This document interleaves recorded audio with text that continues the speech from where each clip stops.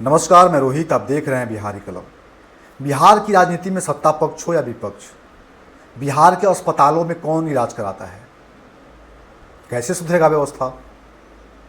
बात पीएमसीएच की इन दिनों हो रही है। मुजफ्फरपुर में एक दलित बच्ची की रेप होती है, उसके बाद वहाँ से रेफर कर दिया जाता है और पीएमसीएच में बेड नहीं मिलता है। फिर बच्ची की मौत हो जाती है और फिर स्वास्थ्य व्यवस्था पे सवाल उठते हैं। विपक्ष रोड पे आंदोलन करता है और सत्ता पक्ष में बैठे लोग आनंद लेते हैं, कोई प्रभाव नहीं पड़ता उन पे। लेकिन प्रश्न दोनों से है, सत्ता पक्ष और विपक्ष दोनों से।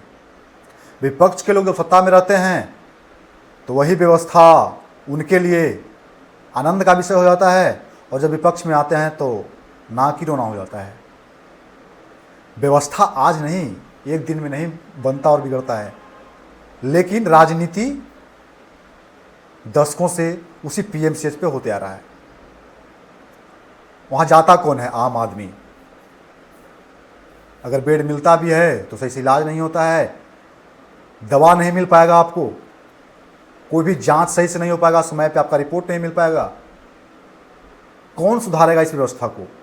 प्रश्न तो बार बार किया जाता है व्यवस्था को लेकर, कभी विपक्ष से तो कभी सत्ता पक्ष से।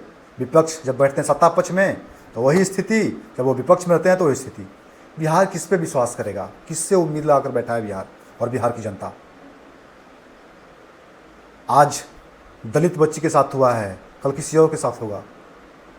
जो नेता अपने अपने जाति के जो ठेकेदार हैं वो अपने जाति का भी सुरक्षा नहीं कर पा रहे हैं, वो इलाज नहीं करा पा रहे हैं, नहीं बचा पा रहे हैं। लोगों के साथ रेप हो रहा है, बलात्कार हो रहा है, मारपीट की घटना हो रही है, गोलीबारी हो रही है। और वोट के समय तो सभी जाति के नेता अपने अपने जाति के पास बहुत अधिकार की बात करते हैं। आप मेरे जाति के हो, वोट देना, जाति में लड़ाओ लोगों को, वोट ले लो। लेकिन अपने जाति की बात जब आती है, जान पे तो व्यवस्था की बात आती है, तो क्यों नहीं वही नेता अपने पैकेट से उन लोगों को अच्छा व्यवस्था दिला पाते हैं, ताकि पीएमसीएच में लड़ते हैं व्यवस्था के लिए कि भाई इनको बेड मिल जाए? क्यों नहीं? क्योंकि उनका परिवार पीएमसीएच में नहीं जाता है। बिहार के कोई भी हॉस्पिटल में उनका इलाज नहीं होता है, चाहे वह सत्ता पक्ष में हो या विपक्ष में हो, पूर्व सांसद हो, वर्तमान सांसद हो, पूर्व विधायक हो, वर्तमान विधायक या कोई भी वीवीआईपी या वीआईपी, उनका इलाज बिहार में नहीं होता है। या तो दिल्ली जाएंगे या तो कोलकाता जाएंगे, कोई भी परिस्थिति में बिहार में उनका इलाज नहीं होता है। बस उनका केवल बिहार में व्यवस्था पे राजनीति होती है, ताकि मुझे सीट मिल जाए, सत्ता में बने रहें, या मुझे राजनीतिक फायदा हो। कैसे सुधरेगा बिहार और बिहार की व्यवस्था? पीएमसीएच की बात केवल आज से नहीं, बहुत दिनों से हो रहा है व्यवस्था को लेकर। अब तो बात हो रहा है कि पूरी दुनिया में इतना बड़ा अस्पताल बनने जा रहा है, इतना अच्छा व्यवस्था मिलेगा, इतना बेड हो जाएगा, हेलीपैड यहाँ हो जाएगा, सारा व्यवस्था हो जाएगा, एयर एम्बुलेंस की व्यवस्था हो जाएगी, सारा व्यवस्था मिलेगा आपको। लेकिन वो व्यवस्था किसको मिलेगा? आपको मिलेगा क्या? नहीं मिलेगा। वो उन नेताओं को मिलेगा, मुख्यमंत्री के परिवार को मिलेगा, पूर्व उप मुख्यमंत्री के परिवार को मिलेगा, पूर्व मुख्यमंत्री के परिवार को मिलेगा, सांसद के परिवार को मिलेगा, बड़े बड़े आईएएस आईपीएस के परिवार को मिलेगा, बड़े बड़े जाति के ठेकेदारों को वो व्यवस्था मिलेगा। आम जनता को कभी कुछ नहीं मिला है और न मिलेगा जो जिस तरह का व्यवस्था बना हुआ है। कैसे सुधरेगा बिहार की व्यवस्था और पीएमसीएच? पीएमसीएच तो बिहार का बहुत बड़ा सरकारी व्यवस्था है, अस्पताल है, वहाँ स्टूडेंट भी पढ़ते हैं। ज़्यादा वहाँ सवाल जवाब करेंगे तो पीट दिए भी जाएंगे, जैसा कि आप हर दिन अखबारों में पढ़ते होंगे, कभी पार्किंग को लेकर तो कभी बेड को लेकर, कभी दवा को लेकर हो जाता है मारपीट की घटना।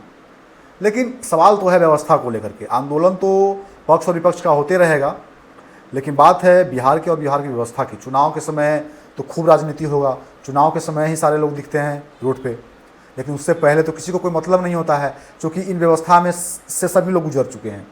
विपक्ष के लोग सत्ता पक्ष में होते हैं तो वही व्यवस्था, और सत्ता पक्ष के लोग जब विपक्ष में जाते हैं तो वही स्थिति। लेकिन बिहार कब सुधरेगा? ये तो आम जनता की सोच होनी चाहिए कि हम किस बिहार में जी रहे हैं। चुनाव के समय उसी व्यवस्था पे हम लोग जाति में बैठ कर के वोट करते हैं। अपने क्षेत्र को प्रतिनिधि को कैसे चुनते हैं, कैसे प्रतिनिधि को चुनते हैं जो आपको उस स्थिति में छोड़कर चला जाता है। इस बात को समझना होगा। अगर बिहार के लिए सोचना है तो आपको चुनाव के समय भी सोचना होगा और बहुत ही जागरूक होकर के इस पर सोचना होगा, ताकि तभी बिहार में बदलाव हो सकता है। अन्यथा जो आप उम्मीद लगा कर बैठे हैं व्यवस्था को लेकर नेताओं से, पार्टियों से, तो मुझे नहीं लगता है कि हो पाएगा। कुछ आपको ही सोचना होगा। इसलिए देखते रहिए बिहारी कलम को। अगर फेसबुक, इंस्टाग्राम पर देख रहे हैं तो फॉलो, यूट्यूब पर सब्सक्राइब करिए। तब तक के लिए नमस्कार।